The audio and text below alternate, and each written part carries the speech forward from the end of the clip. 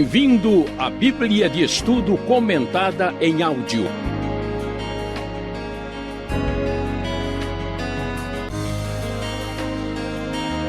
Estudo 101, baseado em Romanos, capítulo 2. Vamos falar sobre o tema Faça o que eu digo, mas não faça o que eu faço. Como já vimos, Romanos fala sobre a justiça de Deus. Esta famosa carta escrita pelo apóstolo Paulo começa o capítulo 1 falando sobre o estado de decadência moral, de pecaminosidade dos gentios pagãos que não conheciam a Deus. E agora, Paulo dirige a sua atenção no capítulo 2 para mostrar que a situação de pecado não atinge apenas o mundo pagão, apenas aqueles povos que viviam uma vida desregrada, que não conheciam a lei de Deus expressa no Antigo Testamento. Mas a situação de pecado era igualmente complicada, igualmente real entre os próprios judeus, mesmo aqueles que eram religiosos. E assim, o apóstolo desfila as palavras da parte de Deus a partir do primeiro versículo, conforme podemos ver na NVI.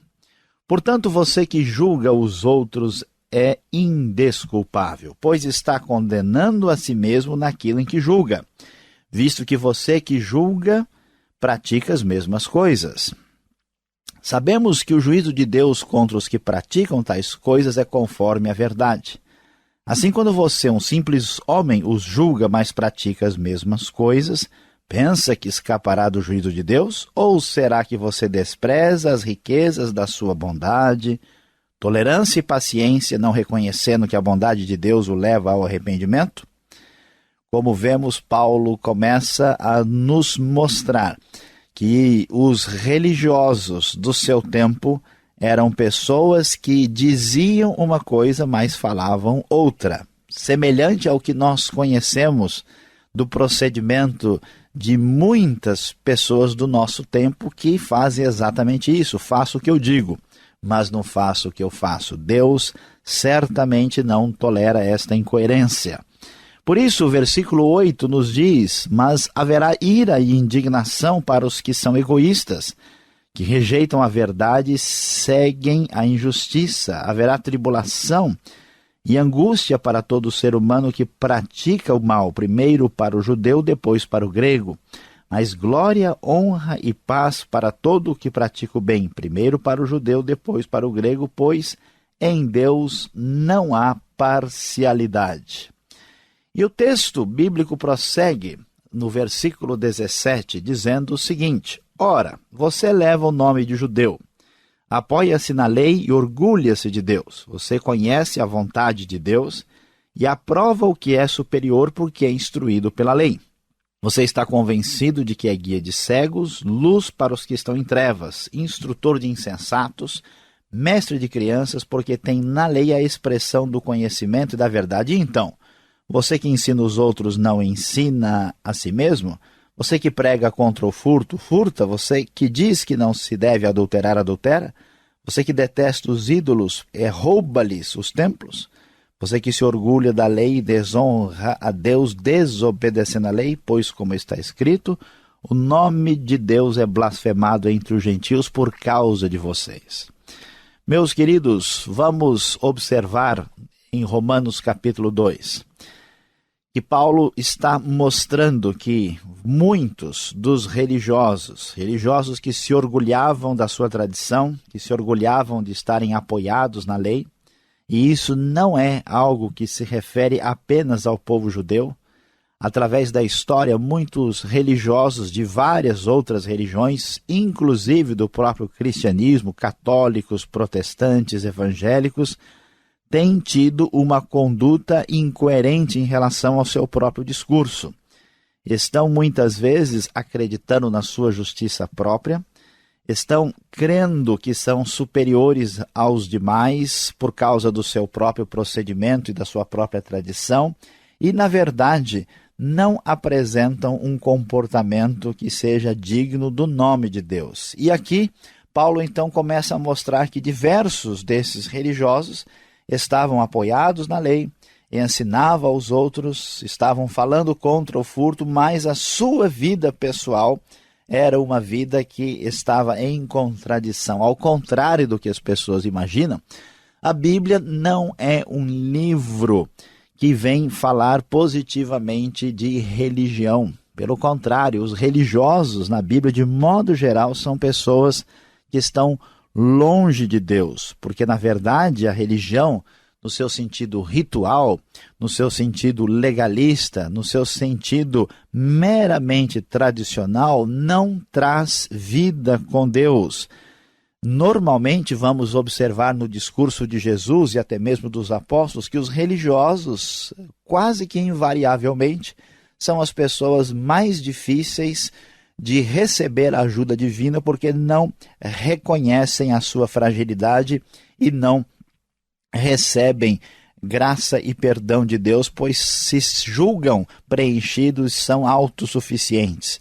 E dessa forma, a atitude, a postura de Deus é exatamente a mesma. Deus é justo, Deus é santo, Deus é perfeito, e o seu julgamento, a sua ira, a sua manifestação de descontentamento por causa do pecado se dirige ao pagão que está longe de Deus e também ao religioso, judeu ou não, que não tem uma vida de fato agradável a Deus. E aqui nós vamos observar no final do versículo 20, do capítulo, no versículo 25 em diante, que o texto começa a pegar pesado, a falar diretamente de diversos detalhes próprios das práticas religiosas judaicas do tempo do apóstolo Paulo, que estavam se tornando motivo de orgulho, de sentimento de superioridade por parte daqueles religiosos. E Paulo então diz: a circuncisão tem valor se você obedece à lei. A circuncisão, todos conhecem muito bem, era uma espécie de ritual que era feito no menino quando ele tinha 8 dias de vida, na sua parte genital, para fazer uma aliança entre Deus e o seu povo. Esta era a marca de que Deus tinha uma aliança com Israel. E muitos dos religiosos se achavam superiores porque tinham sido circuncidados. Então Paulo vai dizer: olha, a circuncisão, a aliança com Deus não vale só pelo sinal, mas ela tem valor se você obedece à lei, porque a lei fazia parte da aliança. Nós estudamos há pouco o livro de Êxodo e vemos lá que no Sinai Deus fez uma aliança com Israel, conforme os capítulos de Êxodo de 19 até 24, e nesta aliança foi dada a lei, que era a base de relacionamento com Deus. Então não adiantava nada ser circuncidado e ser uma pessoa absolutamente desobediente à lei. E o texto prossegue, conforme nós podemos constatar na NVI: mas se você desobedece à lei, a sua circuncisão já se tornou incircuncisão. Da mesma forma, temos pessoas religiosas, inclusive dentro de igrejas evangélicas, que se julgam superiores, porque de alguma forma se acham mais próximos de Deus, e quando na verdade a sua vida não tem nenhuma diferença, e muitas vezes, da vida das pessoas que estão longe de Deus, assim como esses religiosos não tinham uma vida diferente dos gregos e romanos pagãos que não conheciam o Deus verdadeiro. E o texto bíblico prossegue: se aqueles que não são circuncidados obedecem aos preceitos da lei, não serão eles considerados circuncidados? Aquele que não é circuncidado fisicamente, mas obedece à lei, condenará você que, tendo a lei escrita, a circuncisão é transgressor da lei.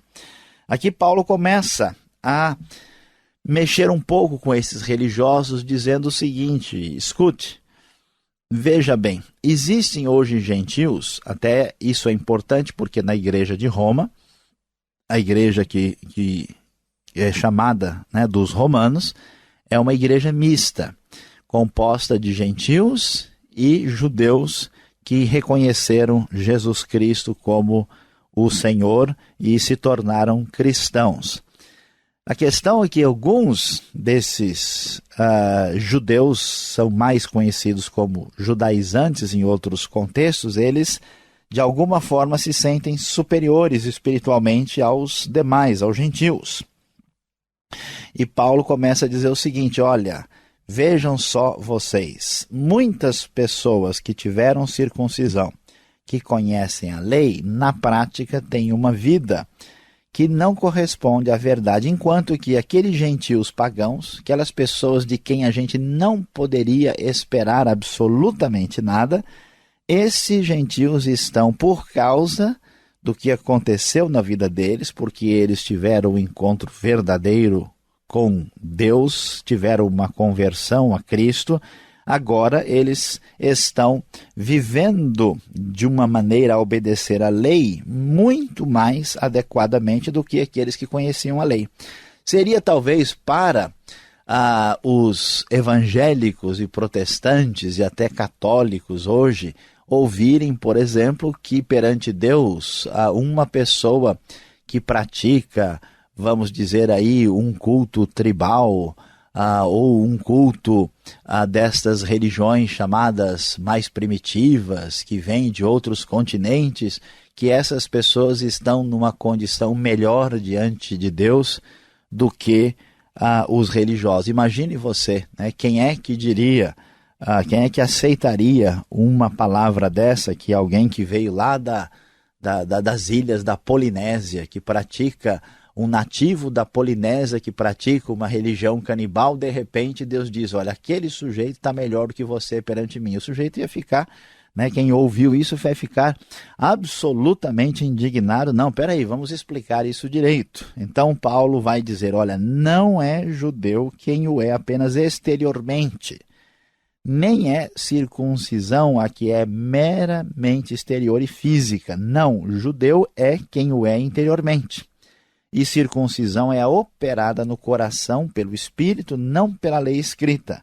Para esses o louvor não provém dos homens, mas de Deus.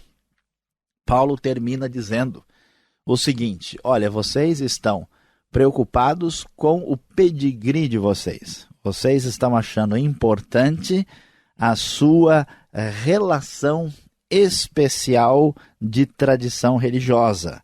E Deus não está preocupado com isso. É claro, alguém pode levantar a questão: mas escuta, Paulo está criticando os judeus? Será que ele tem alguma coisa contra os judeus? Claro que essa pergunta não faz sentido, porque o próprio Paulo é judeu. Ele não está cometendo nenhum ato contra aqueles que são da sua mesma etnia. Mas a questão não é se a pessoa é de origem judaica ou não. A questão é como a pessoa vê isso como um orgulho perante Deus de se sentir superior aos outros. Alguém, por exemplo, pode achar que é melhor do que os outros por ser brasileiro, por ser americano, por ser japonês, por ser europeu, por ser africano, e tudo isso, de acordo com a Bíblia, não faz nenhum sentido. Não é judeu apenas quem é exteriormente, ou seja, a ideia aqui não é valioso diante de Deus, não está em relação real com Deus só a pessoa que é aquilo que ele demonstra ser externamente, não só quem fez a circuncisão.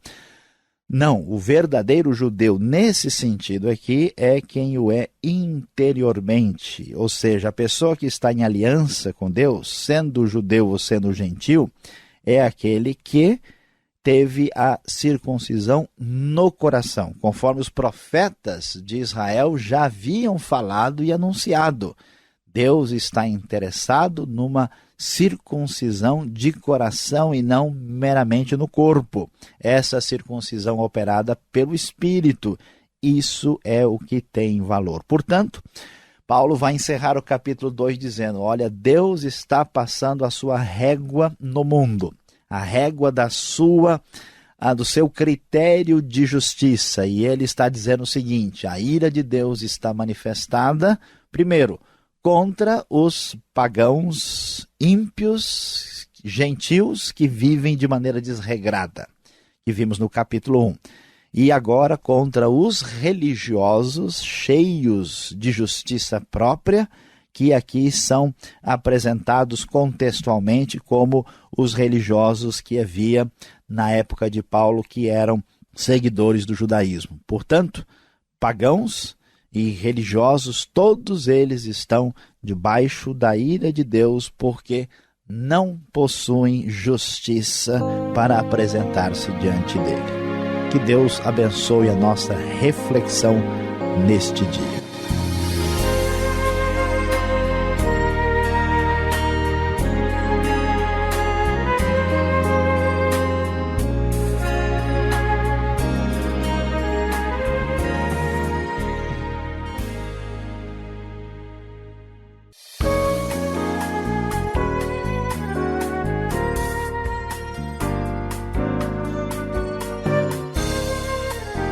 Ok, Saião, chegamos agora na segunda parte do programa.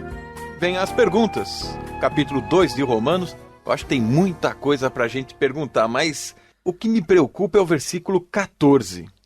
Quer dizer que gentio ou pagão, ele pode viver os 10 mandamentos sem nunca ter lido os 10 mandamentos? É isso que eu estou entendendo aqui? Pois é, Alberto, essa é uma das perguntas mais difíceis do livro de Romanos, porque é estranho, né? Como é que pode um gentio, quer dizer, aquele povo que nem era judeu e que vivia no paganismo, como é que pode se dizer que eles praticam naturalmente o que a lei ordena e se tornam lei para si mesmos e que as exigências da lei estão gravadas em seu coração? E o que significa isso? Significa o seguinte, que Paulo não está dizendo que o gentio no estado natural, ele é uma pessoa pura e que vale a intenção dele ou somente o sentimento dele. Tanto que não pode ser isso, que já no versículo 12 está escrito: todo aquele que pecar sem a lei também perecerá. Ele não está advogando uma ideia de que o gentio sem Deus pode ser salvo pela sua inocência. Isso... A gente até ouve, né? Puxa, o cara é tão bonzinho, bonzinho, né? Porque se o pagão pudesse ser salvo, né, pela sua inocência, seria um grande contrassenso e anunciar o evangelho a ele. Mas quem são esses gentios? Gentios são aqueles membros da comunidade, da igreja, que receberam a Cristo. Paulo está tentando pegar firme no legalismo e no orgulho desses judeus religiosos. Então ele está dizendo o seguinte: olha, hoje nós temos gentios que são pessoas que não têm a lei, não têm a tradição, não conhecem a lei como vocês conhecem, e eles praticam o que a lei ordena porque a lei está escrita no coração deles, porque eles receberam a Cristo. Então, para os religiosos, a ideia é a seguinte: olha, vocês não têm vergonha de estar se orgulhando de uma tradição da qual vocês não vivem em coerência com ela, quando você vê que um pagão começa a fazer e obedecer a verdade de Deus de dentro para fora e não de fora para dentro, por causa da nova aliança que ele tem no coração, da circuncisão operada pelo Espírito. Então esse é o sentido do texto. Não se refere a um gentio que está fora da realidade do mundo, que não conhece de nada e que é bonzinho por natureza, porque isso não faz sentido, principalmente em Romanos 1 e 2. E curioso é que Paulo era um judeu falando uma coisa dessa. Aí eu pergunto, quem é judeu? Existe um judeu hoje? Judeu é aquele que botou uma roupinha, frequentou o templo, está com a Torá debaixo do braço. E que judeu é esse? O bíblico existe ainda? Então veja bem, aqui nós temos que entender a Bíblia, o Novo Testamento, dentro de um determinado contexto. É claro que o judeu existe, tanto é que o Paulo está se referindo a eles. A própria Bíblia diz que Jesus é judeu e a salvação vem dos judeus. Claro que o judeu existe, e tanto é que nós vamos ver lá na frente que Deus tem planos para Israel, que ele considera o povo do judeu como existente. A questão aqui, ela é contextual. Paulo está dizendo o seguinte: escuta, quem é judeu no sentido religioso verdadeiro, não no judeu de etnia, como se a pessoa perdesse a sua identidade. A questão é quem está numa relação de aliança com Deus. Então ele diz, o fato de apenas estar exteriormente não é o que vai valer perante Deus. Por isso, no versículo 29, ele vai dizer: judeu é quem o é interiormente, a circuncisão é operada no coração, pelo Espírito. Isso não quer dizer que Deus volta as costas definitivamente para Israel e para o povo da aliança. Há planos de Deus claramente estabelecidos para Israel no Novo Testamento, mas quer dizer que se está se criticando não a etnia, mas um sistema religioso que passou a colocar a glória no próprio homem e defender uma autossuficiência em termos de justificação. Esse problema que aconteceu com os judeus acontece com todas as pessoas em diversas tradições religiosas, inclusive no próprio cristianismo. Ou seja, religião não salva ninguém. Exatamente, principalmente desse jeito. Sayão, desculpa o trocadilho, mas você ajudou eu. Muito obrigado por essas respostas. Você aí continue na sintonia. Vem mais um pouco para você de estudo bíblico.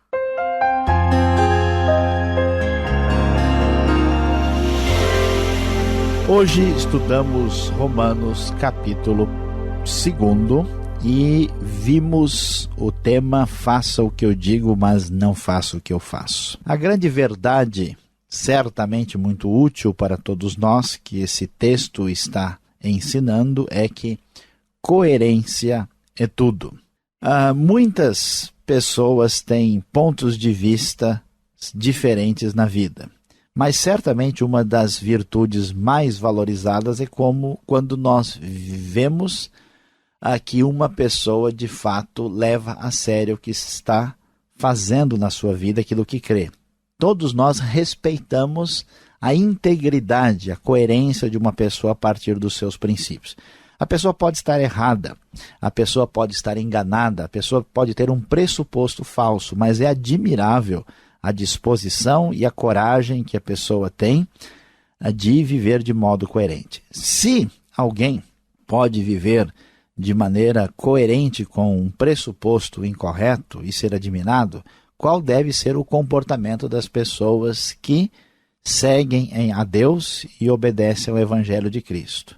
A grande verdade é que a coerência é uma das virtudes mais importantes, e aqui o texto diz que o problema dos religiosos é que eles diziam uma coisa e faziam outra, totalmente diferente. E se formos sinceros, se formos bem longe, vamos descobrir que nós, a partir de nós mesmos, nunca conseguiremos ser plenamente coerentes. É necessário buscar a ajuda de Deus.